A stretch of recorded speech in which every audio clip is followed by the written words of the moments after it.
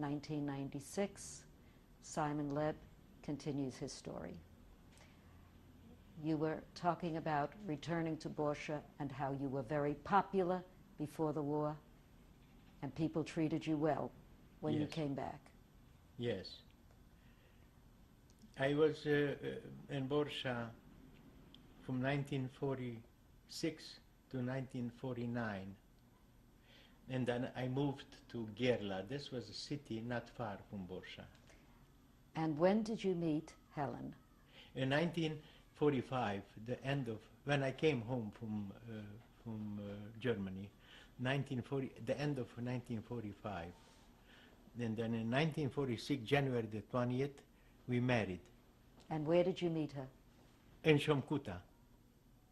It's a place.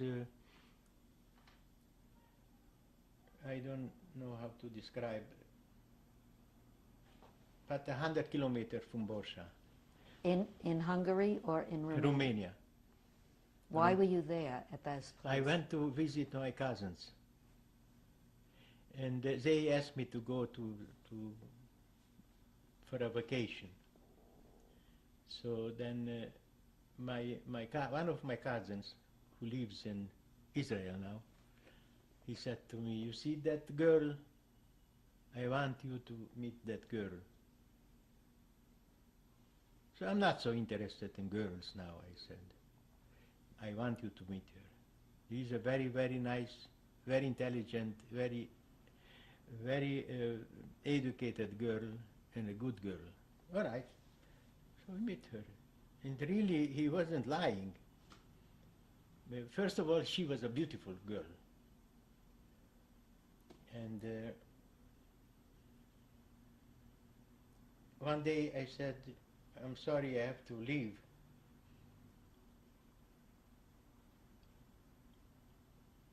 I went to the bus station, and she was coming with her sister. So I said to my wife, "You know what? I'm not going. I want to stay a little bit more." So I came back. So this was in the end of 45. But before I left, I said to her, "I like to marry you because I need a family. I have nobody." So she went back to Hungary, and I went back to Borsha. So after a while we came back and we get married in January the 20th. And since then we together. 1946. 46. So you celebrated your 50th wedding anniversary. When you returned to Borsha, what did you learn about the rest of your family? And how did you learn what happened? You know, most of them died. Most of them. We were 49 persons, the close family. Brothers, sisters, cousins, uncles. And we came back, I think 7 from 49. The rest all killed in Auschwitz.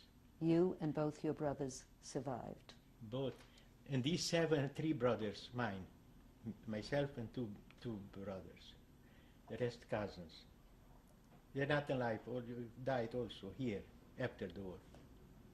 Not all of them, but most of them.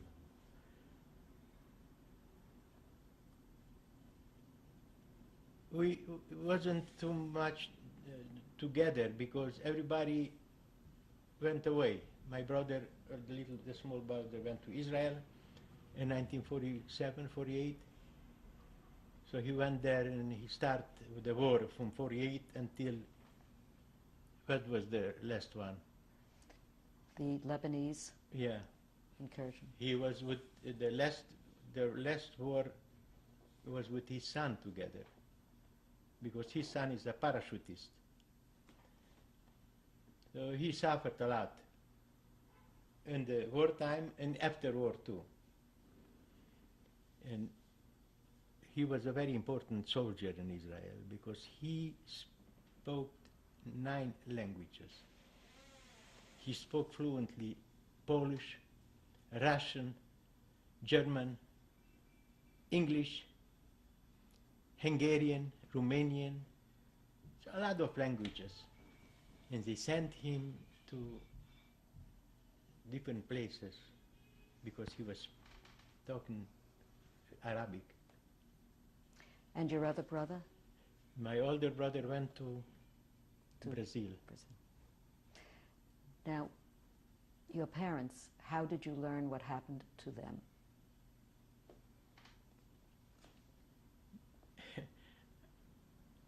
I cannot describe you. We was a very close family, but I wasn't alone. Millions of people was in my skin. So I was very, very sorry what happened. But my mother was 46 years old. When they came to pick her up from the house,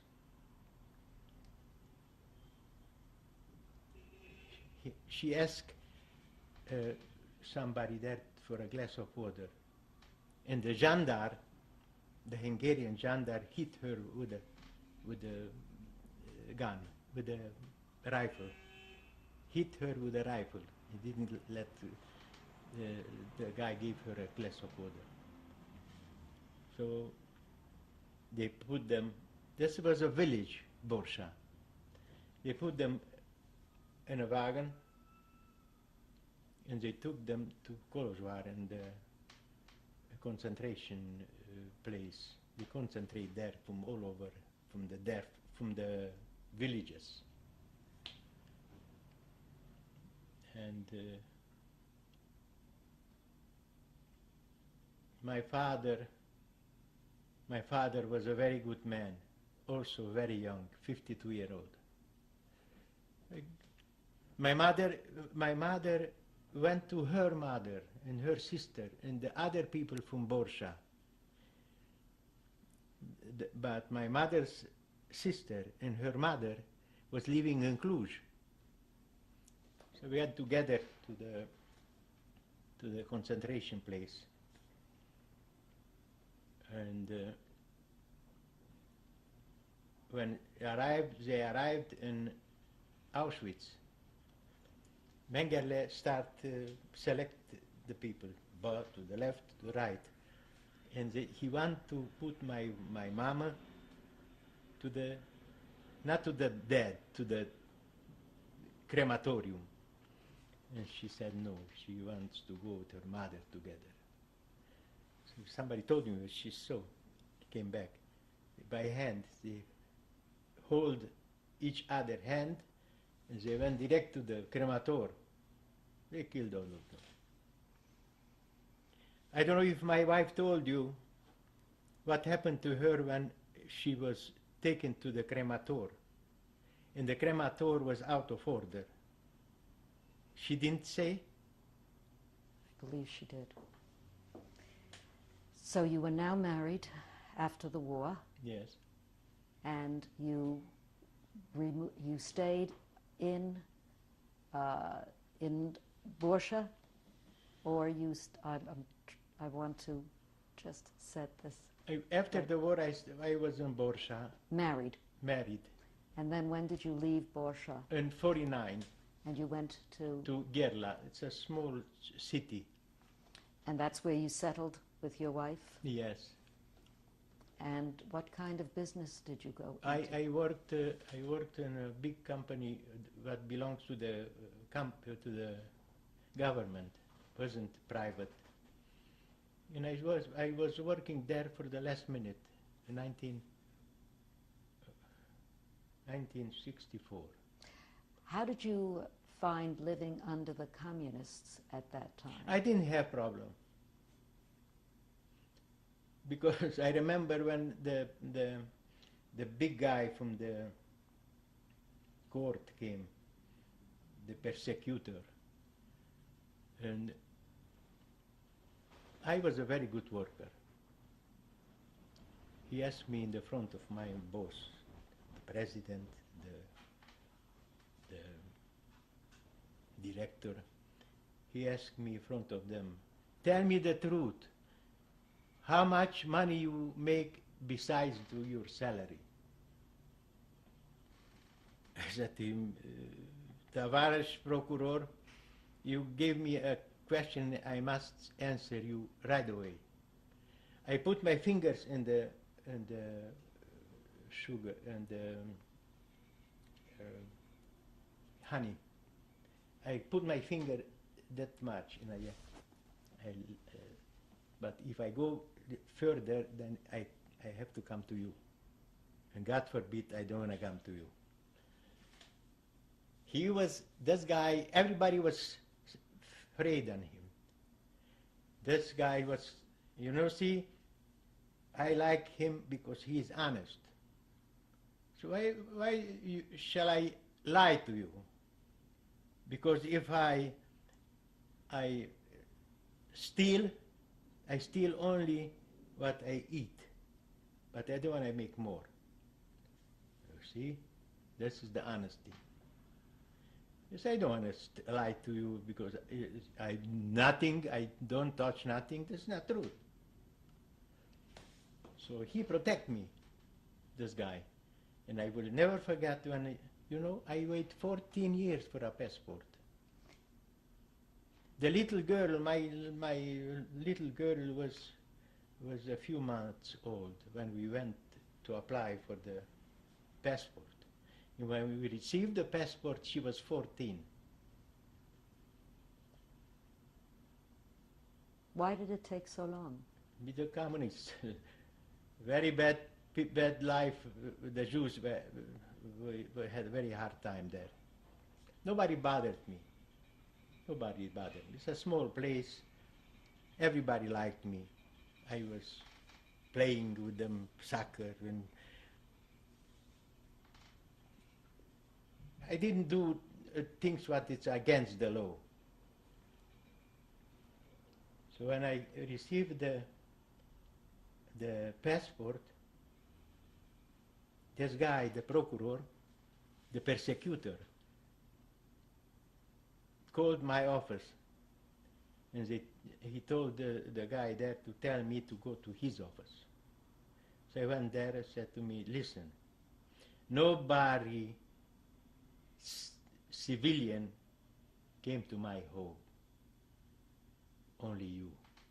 I invite you to come to my home because I want to give you something before you leave. So I went to his home, and he gave me a bottle of wine and a bottle of brandy. So, in Romania, it was not allowed to have gold. If they catch you with a piece of finer thing, to put you in jail. So I went to this house, and I had a pair of buttons, gold, and earrings. I said to him, listen, I don't want to sell the gold, but I want to give it to you to have something for my family. This is for your wife, and this is for you. And he accepted. And you came to the United States. I came to the United States. That was my wife's and my best in the life when we arrived here. What date did you arrive? In 1965, February the 17th. Everything was in 17.